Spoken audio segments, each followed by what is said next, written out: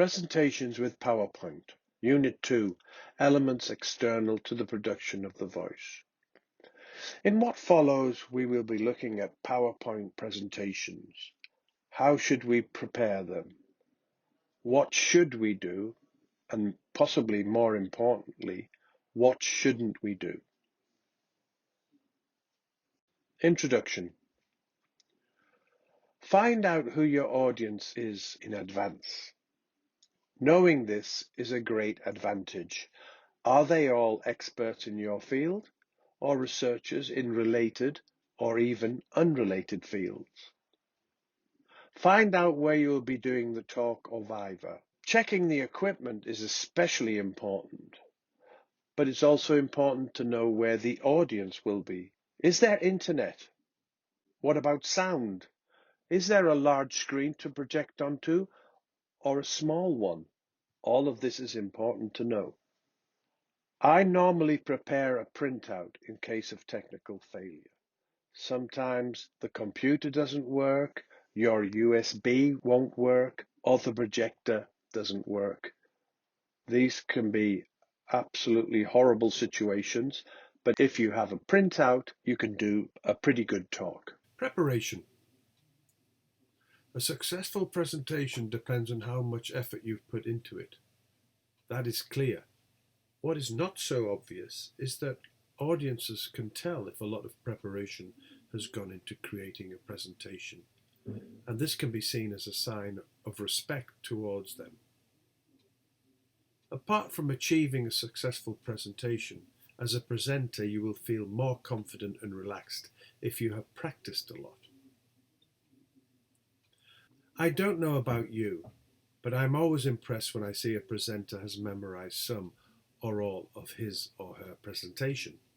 This also shows the presenter respects the audience enough to be willing to make an effort to make their presence at the talk worthwhile. Okay, first we're going to look at the things one should not do. We call them the don'ts. What follows is a compendium of PowerPoint errors. We have all seen some terrible PowerPoint presentations. I don't think anyone has actually died because of a PowerPoint presentation, but I don't really know. What about the presentation on the next slide? What about this?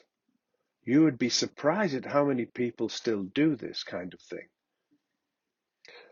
Too much text and tiny fonts. Too much text on a screen is a problem because it is impossible to read sometimes. And I mean impossible. Too much text means you can't emphasize your point because instead of listening to the point you are talking about, the audience is trying to read the whole text. It's only natural. Some say 6 by 6, some say 5 by 5. That means 6 lines with 6 words per line. Some people think that this isn't useful at all, but one thing we can say is that if you have too many bullet points and too much text, it's going to be very difficult to read. One of the beauties of PowerPoint is you can use images, graphs, tables, and charts, but exercise discretion. Don't overdo it. Use a large font, at least 24 points or more. Okay, this is a suggestion because it depends, but if you use a very small font, people are not going to see it. What about this slide? Easy to read, eh? Bad color choices. Avoid loud, garish colors. Dark text on light background is best, like this, black on white. Avoid text colors that fade into the background, for example, blue on a black background. Avoid colorblind combinations such as red and green, blue and yellow. Oh dear, what's happened here? Overwhelming pictures. As we have already seen, images, graphs and tables are fine, but too many can be distracting. You are not going to impress anyone. A slide which is too busy, or in other words, too full, will distract the audience from what you are saying. Keep the images on your slides down to a reasonable number. The computers available for you might not be as good as you expected. Also, probably a good idea not to use the latest version of PowerPoint. They might not have it on the computer you are using. Oh dear. Look at these animations. They're really over the top. They don't look very professional. Now, the things that you should do. The do's. The appear animation, which I have used throughout this presentation, is a great invention as it helps the audience to focus on what I am saying now and not what I will be saying in a few seconds. People often forget to move on to the next bullet point or slide, and they go on talking and talking. This means they have to furiously rush through several bullet points or slides to get where they need to be. If you, like me, like to stand up and move around, you will need to use a flicker to change the slides. In that case, you have to set videos, if you have any, to start automatically. Otherwise, you have to go back to the computer and click. Nothing looks worse than a big spelling mistake. It also distracts the audience's attention. This is very important as style changes can be very distracting. I only include the author's name, the year of publication, and the page number, but I include the full references when I conclude. You can't be too careful. I also take a printout just in case. I recommend saving the PowerPoint using the penultimate version. Structure.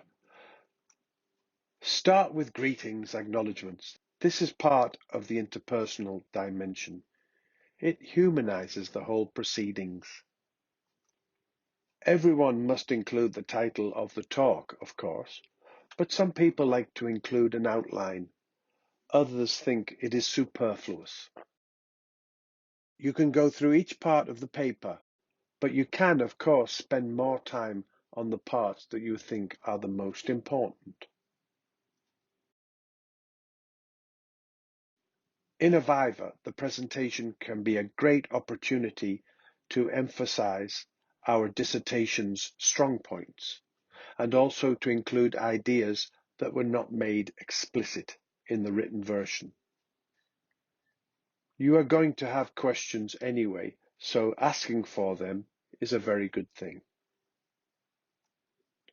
Delivery. If you are well prepared, you will be more confident, but breathing deeply can help. The faster we speak, the more prone we are to making mistakes. It is often a sign that we are trying to do too much in too short a space of time. Changing our intonation can help to keep our audience interested. The same can be said of stressing words. A pause can be even more effective than intonation and stress. Being funny, as long as you don't overdo the comedy, can be a great way of connecting with your audience. Self-deprecation, that is, making fun of oneself, is one of the best ways to create solidarity between a speaker and his or her audience. Bragging or saying how important we are or our work is not the best way to endear ourselves to an audience. People don't like show-offs. Okay, remember body language. If you must read, don't let your notes cover your face. Don't turn your back to the audience. Turning to the screen now and again is fine, but do not do it all the time. Why spend a lot of time preparing a PowerPoint presentation if you are going to stop people looking at it. Eye contact is good. Don't look at the floor or the ceiling or at the screen too much. Try looking into the audience's faces, but don't stare. Gestures can often help us to get our point across, but they are also often ambiguous, so use them with care. By all means, move if you're not sitting at the computer, but not too much, or the audience will be looking at you instead of listening to you. Common pronunciation errors. What follows is a number of pronunciation problems that can be avoided. You will sound a lot better if you don't make these mistakes. That word, focused? Yeah, with your accent, I wouldn't use it that much. Okay, let's have a look at some of these errors.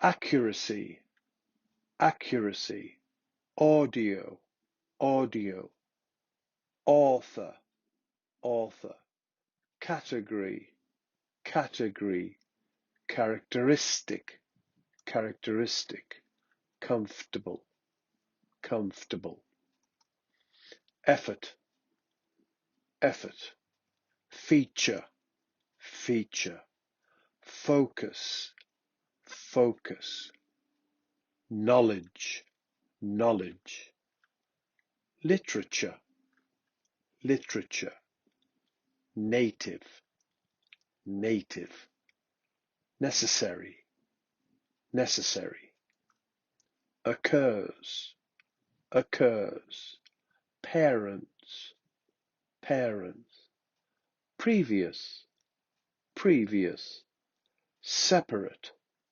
separate, structure, structure, theory, theory, utterance, utterance, vary, vary, variety, variety. Common errors of vocabulary and structure. In the first one, this is a very common error where people use an indefinite article before a percentage, as they do in Spanish. So the first sentence is wrong. However, the second sentence is okay because the indefinite article a goes with the word increase. There is a 20% increase in sales. Expose exposition. Expose means to uncover a secret. Don't use these words. Use I'm going to talk about something, or I'm going to present something, or I'm going to give a presentation.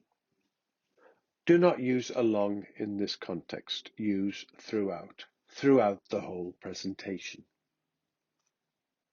We give explanations. I found it very useful. I found it very useful. Such as, they made the presentation interesting by using resources such as videos and pictures. In this case, we have two problems. One is the use of which instead of what, and the other, as it's not a direct question, is there should be no inversion. So it should be, I don't know what the meaning is. Final words. One cannot overemphasize the importance of preparation. Have confidence in yourself and your presentation. Confidence shows through, as does the opposite. If you have done good research and have prepared, everything will be fine. There are lots of talks available online, and we can all learn valuable lessons from them. May all your presentations be successful.